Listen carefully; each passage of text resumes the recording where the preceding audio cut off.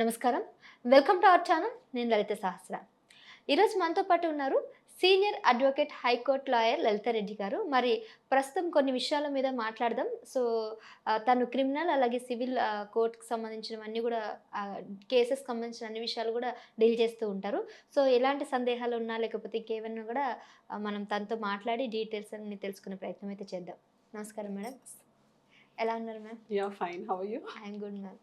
So you are actually senior advocate కదా. So 26 years నుంచి Yeah. Deal చేస్తా ఉన్నారు. Yes, 99లో నా ఎన్రోల్మెంట్ అయింది. Since then I'm into continuous ప్రాక్టీస్లో ఉన్నాను నేను. సో మరి ఇన్ని ఇయర్స్ నుంచి మీరు టఫెస్ట్ అండ్ అలాగే ఇది ఇంత దారుణంగా ఉంది ఏంటి కేసు అనేది ఎప్పుడైనా అనిపించిందా? అంటే యూజువల్లీ అలాంటి చాలా కేసెస్ వస్తుంటాయి. Mostly I'm into civil. First starting నా ప్రొఫెషనల్ కెరియర్ అంతా సివిల్ కేసెస్తో స్టార్ట్ అయింది. సీనియర్ దగ్గర ఎప్పుడైతే జాయిన్ అయ్యి when I did my practice initial stages of ప్రాక్టీస్లో మోస్ట్లీ సివిల్ కేసెస్ ఎక్కువ చేశాను. తర్వాత ఇండిపెండెంట్ ఒక 3 years తర్వాత ఇండిపెండెంట్ అయిపోయాను. Since then like criminal cases కానీ ఫ్యామిలీ కేసెస్ ప్లస్ ఆల్రెడీ సివిల్లో ఆల్రెడీ మా సీనియర్ దగ్గర నేర్చుకున్నాను కాబట్టి civil cases. So 80% of the cases civil. So remaining ఏదైతే ఉందో దాని తర్వాత subsequently criminal civil and criminal కేసెస్లో కూడా సివిల్ రిలేటెడ్ ఉంటాయి కొన్ని ఫ్రాడ్లెంట్ ట్యాక్స్ అట్లాంటివి. సో ఆ కేసెస్ అన్ని డీల్ చేస్తాను. ఓకే.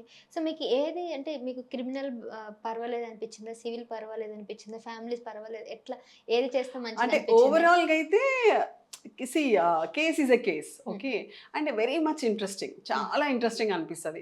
అసలు ఆ కేసు చాలా అడ్వెంచరస్గా అనిపిస్తుంది నాకైతే ప్రొఫెషనల్ వైజ్. సో మీరు సివిల్ తీసుకుంటే సివిల్లో కూడా మోస్ట్ క్రిటికల్ చాలా అట్లాంటి లిటిగేటెడ్ కేసెస్ ఉంటాయి.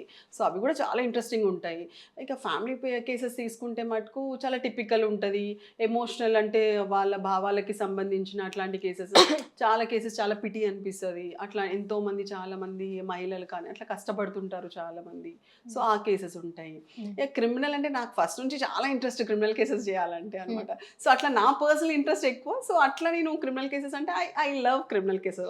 మంచిగా అనిపిస్తుంది, చాలా అడ్వెంచరస్ అనిపిస్తుంది అన్నమాట. క్రిమినల్ కేసెస్ చేసినప్పుడు మీకు థ్రెట్స్ కానీ అలాంటివి ఎప్పుడు రాలేదంటే? లేదు, ఏమీ లేదు అట్లాంటిది. కొంతమంది పర్సనల్ గోస్ తీసుకుని అపోజిషన్ వాళ్ళు అట్లా వస్తుంటారు కదా, అట్లా మీరు ఫేస్ లేదు చేయలేదు? లేదు అట్లాంటిది ఏం లేదు. అంటే అది మేబీ చాలా ఎక్స్ట్రీమ్ లెవెల్లో పోయిన వాళ్ళకి ఉంటుంది కానీ అట్లా ఏం లేదు. ఇప్పటి వరకు ఇన్ని ఇయర్స్ ప్రాక్టీస్లో అట్లాంటి థ్రెట్స్ రావడం అట్లా ఏం లేదు.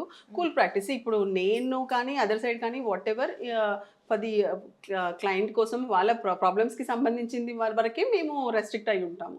సో దాని తర్వాత అట్లా ఏముంటుంది పర్సనల్ మాకు వాళ్ళకి పర్సనల్ గ్రడ్జెస్ ఏమీ ఉండదు, అంటే డైరెక్ట్గా ఆపోజిట్ క్లయింట్ తోటి. సో అట్లాంటిది ఏం లేదు. ఓకే. అండ్ ఇంకొకటి మ్యామ్, ఇప్పుడు కేసెస్ డీల్ చేస్తున్నప్పుడు మీకు అక్కడ నుంచి అంటే సపోర్ట్ కానీ లేదంటే అసలు కొన్నిసార్లు అటు ఇటు అయినప్పుడు వాళ్ళ దగ్గర నుంచి వ్యతిరేకం కానీ ఇట్లా వచ్చిన సందర్భాలు ఉన్నాయి క్లయింట్స్ దగ్గర నుంచి? అంటే మోస్ట్లీ ఇప్పుడు రెండు సైడ్లు గెలవం కదా. అది ఎప్పుడైనా ఓడిపోయిన ఒక సైడ్ ఓడిపోతారు, ఒక సైడ్ గెలుస్తారు. సో ఇద్దరు వాది ప్రతివాదిలో ఇద్దరు గెలిచేదైతే ఏ కేసు ఉండదు. Until unless mutual understanding mutual compromise అయితే ఏదైనా అండర్స్టాండింగ్కి వస్తేనే ఇద్దరు గెలిచినట్లు లెక్క యాక్చువల్గా చూస్తే. అదర్వైజ్ ఏంటి ఖచ్చితంగా ఒకరు ఓడిపోవాల్సిందే. సో యూజువల్లీ అలా అవుతుంది. But case facts and circumstances వాళ్ళకు కూడా తెలుసు కాబట్టి మేము ఎక్స్ప్లెయిన్ చేస్తాం వాళ్ళకి. అంటే ఒకవేళ కేసు గెలిస్తే ఏ విధంగా మనం కేసు గెలుస్తాము, ఏమేమి గ్రౌండ్స్ ఉన్నాయి. సో ఆ గ్రౌండ్స్ కూడా వాళ్ళకి ముందు నుంచి వాళ్ళ డాక్యుమెంట్స్ ప్రకారము ఏ విధంగా ఏ కేసు వేసిన తర్వాత మనకి జడ్జ్మెంట్ కానీ ఏ విధంగా వస్తుంది అనేసి మనం ఎక్స్ప్లెయిన్ చేయగలం. సో ఒకవేళ నిజంగా వాళ్ళ టైటిల్లో ఏదైనా డిఫెక్ట్ ఉందనుకోండి, న్యాచురల్లీ మేము ముందే చెప్తాము. సో ఇదో టైటిల్లో ఈ డిఫెక్ట్ ఉంది, దానికి ఏదైతే ఉందో మీకు ఒకవేళ సరైన కారణాలు మనం కేసు ఫైట్ చేశాక సరైన కారణాలు ఒకవేళ వస్తే దేర్ ఆర్ ఫ్యూ ఛాన్సెస్ ఉంటుంది. మనం like we can put four before the court what ever me grievance ఉందో అని పోతాం. సో మోస్ట్లీ అట్లా వాళ్ళు చాలా అప్సెట్ అయిపోయి నెగిటివ్ అయ్యేదైతే ఏముండదు. బికాస్ వాళ్ళకి కూడా తెలుసు వాళ్ళ కేసు ఏం జరుగుతుంది అనేసి. అయితే మ్యామ్, ఎప్పుడైతే మీరు లా చేశారో ఆ టైంలో మీ ఇంట్రెస్ట్తో వచ్చారా లేకపోతే మీ ఇంట్లో వాళ్ళు కానీ ఎట్లా వచ్చింది అసలు ఇలా చేయడానికి కారణం? నా ఇంట్రెస్ట్ నాకు చిన్నప్పటి నుంచి కూడా ఏంటి అంటే లాయర్ అవ్వాలి. సో చిన్నప్పుడు కూడా ఏమవుతావు పెద్దగైతే అని అడుగుతారు కదా. సో నేను లాయర్ అవుతాను. మేము ఫ్యూ ఫ్రెండ్స్ అనుకునే వాళ్ళం. ఒక ఫ్రెండ్ డాక్టర్ అనుకుంది, ఒక ఫ్రెండ్ పోలీస్ అనుకుంది. సో అట్లా నేను లాయర్ అనుకున్నాను.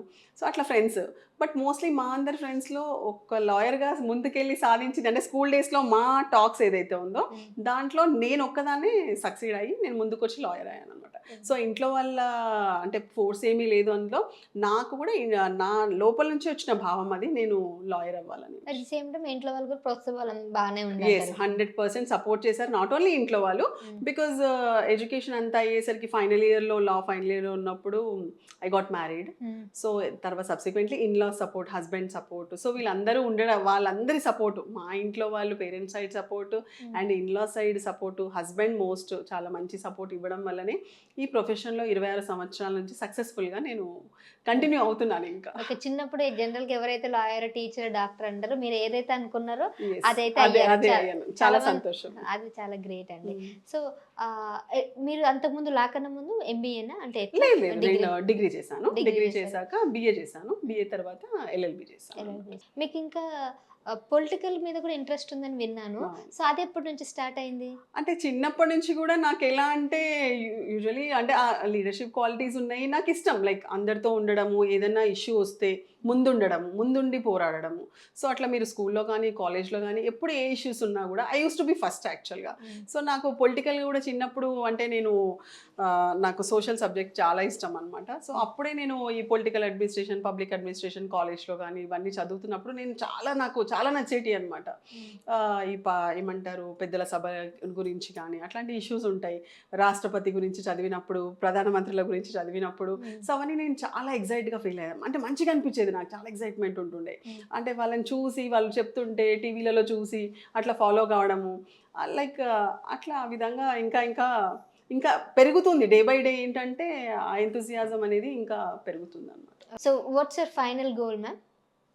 ఇంకా లాస్ట్ ఎట్లా మిమ్మల్ని ఒక 5 ఏళ్ల తర్వాత మిమ్మల్ని చూసుకోవాలనుకుంటే ఏ విధంగా చూడొచ్చు? చెప్తాను, ముందుంది కదా. Wait and see సో అంటారా? I have my own goals. So God's grace చూద్దాము. ఒకవేళ దేవుడి దయ వల్ల నేను అనుకున్న విధంగా జరిగితే మటుకు తప్పకుండా మీ దగ్గరకు వచ్చి మీకు ఇంటర్వ్యూ ఇస్తాను, మీకు చెప్తాను ఏం జరిగింది, సో నేను ఏమనుకున్నాను అనేసి. Right madam, thank you ma'am, thank you so much.